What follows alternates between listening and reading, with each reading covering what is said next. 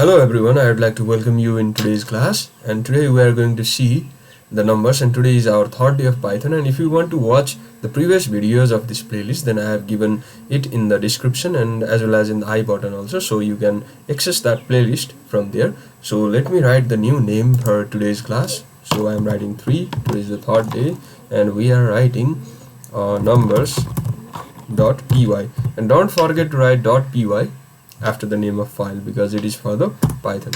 So I have opened the new file. Now today let us see what is the number. Actually, number are of 3 types in Python. They are the integer, the float, and the complex number. So let us move on to the integer. So what is integer? Integer is actually a very simple thing. It is any kind of number without the decimal point.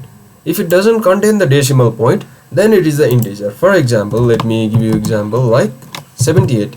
Yes, it is integer. Why? Because it do not have the decimal point. And b is 90.87. Is this the integer? No, this is not the integer because it contains the decimal point. So it is integer. Why it is integer? Because it does not contain the decimal point. And it can also be negative, like minus 876. Is it integer or not? Yes, it is integer. Why? Because it is negative but it does not contain any decimal point. And let me write you another negative 873. Okay, so this is also what?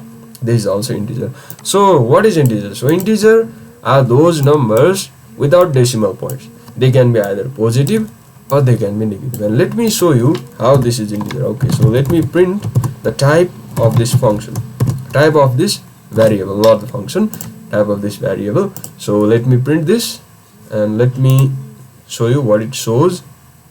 So it is showing class int, means it is of integer. So let me show the type of others also, b also, and then c also, and then d also. So let me show you all the types.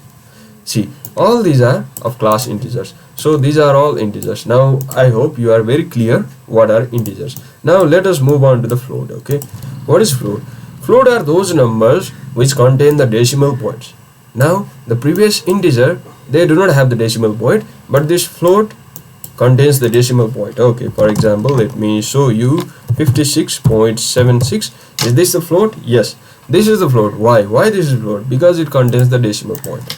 And b, let me show you 32.56. it is also float. And c, let me write negative 12.23. is this float or not? Yes, this is float. Why? Though it is negative, it contains the decimal point. So if you see decimal point anywhere, then that is the float. Okay, a very simple concept. So let me print you the type of these things, type of a, type of c, and then type of b. So now let me see what it shows. So it is showing us float. So the remaining 3, they are the float. We can see it very easily. Okay, so let us move to our next point. And float can also be the scientific numbers with e as power of 10. For example, what is the speed of light? Speed of light is 3 into 10 to the power 8. So how can we write here? So instead of 10 to the power, we write e, and then we write 8. So 3e8 means 3 into 10 to the power 8. So let me show you by printing this.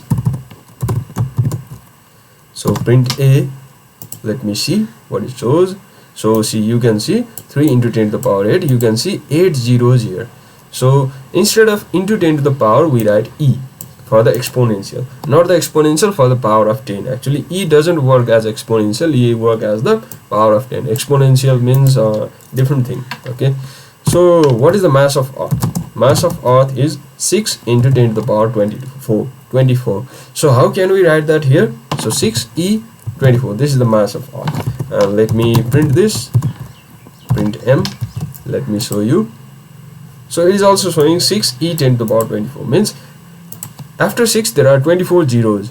So this is the mass of earth. So in this way you can deal with the power of 10, the scientific numbers in Python. Okay, and they are also the float. How are they float? Let me show you. Let me show you the type of this. Okay, type of a and type of m. Now this is m. Okay, so let me show you the type and see. they are showing the type float, so they are all the float. Okay, now let's move on to our last part, that is the complex number. So what are complex number? Complex number is not very easy. Actually, complex number is made up of two parts.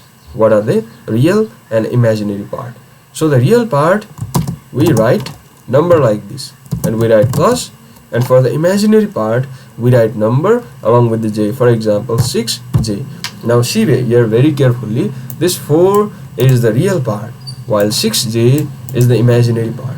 Okay, this is real and this is imaginary. Imaginary means which contains j as the imaginary part. So this is a complex number, and b gets 9 plus 5j. This is also a complex number, and c gets 8j. This is also complex number. Why? Because it contains the imaginary part. And where is the real part? The real part is 0. So let me print the type of these things for you.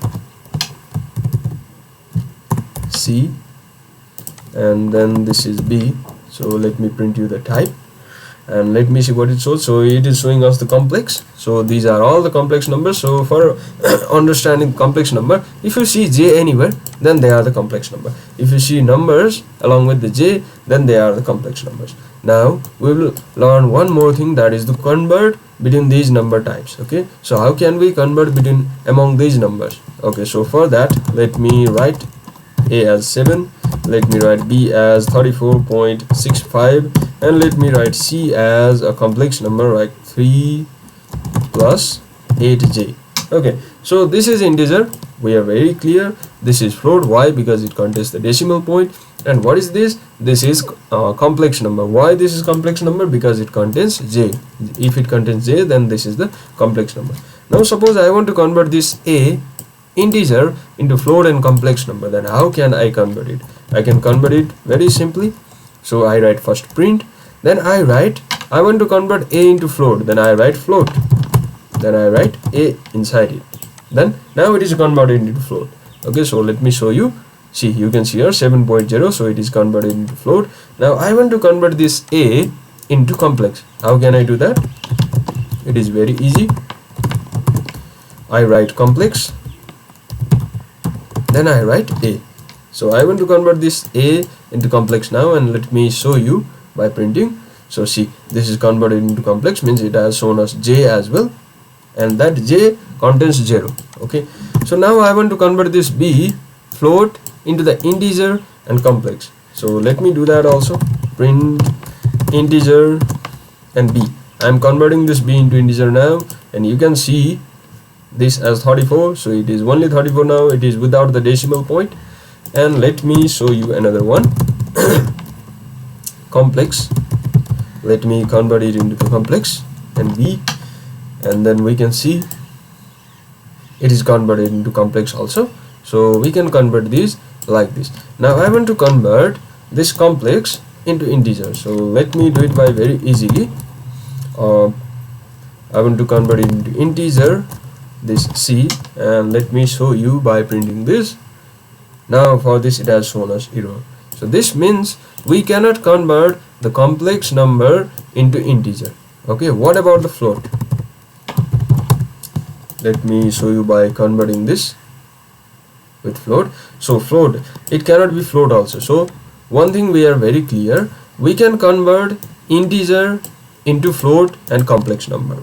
We can convert float into integer and complex number, but we cannot convert this complex number into the integer and float. One thing you have to put in your mind. So I have written that in comment also. It will throw error if we convert complex into float or integer. Okay, now our last part, that is to generate random numbers. So how can we generate the random numbers? For that we will import a module named random. Okay, first of all we will import the module named random, and then after what we do is we write print, then we write random, then dot, we write range, then we write the range. So from where to where you want to develop the random, you want to generate the random numbers. So I am writing from 1 to 11. See, 1 to 11 means 1 to 10, so it will just reduce one number at last. If I write 1 to 10, then it will only show from 1 to 9. Okay, so I am writing 1 to 11. So what is 1 to 16 means? 1 to 16 means from 1 to 15. It will automatically reduce one number, means it will not include the last one, it will not include 16. What does it mean by 1 to 78? 1 to 78. 1 to 78 means only from 1 to 77. It will not include 78. Okay, so for now I want to do up to 111, and let me show you by printing it. So okay, this is showing the error. I want to comment this out. See, this is the power of comment. It will not show error now. So it is showing 10 right now. I again want to print. It is showing 8 now. Again want to print. It is showing 10. Again print. It is showing 2. So in this way we can generate the random numbers. Now I want to generate up to 100. Then I will do this, and then it is showing 66 now. Now it is showing 81. Now it is showing 25. Now it is showing 83. So this is a very powerful thing that Python has. We can simply import the random module, and from there we can generate the random numbers. Okay, so this is the power of module. We do not need to write more code for generating the random numbers. We can simply generate the random numbers with the help of random module. First we import the random module, then we write print, then random dot rand range. Rand range means we have to give the range, and we write the range. And while writing the range, one thing we must be very careful, that the last number will be reduced by 1, means 101 means only up to 100. Okay, so this is all about the numbers. In the next class we will see about the string. So thank you for watching the video. Till then, take care and bye bye.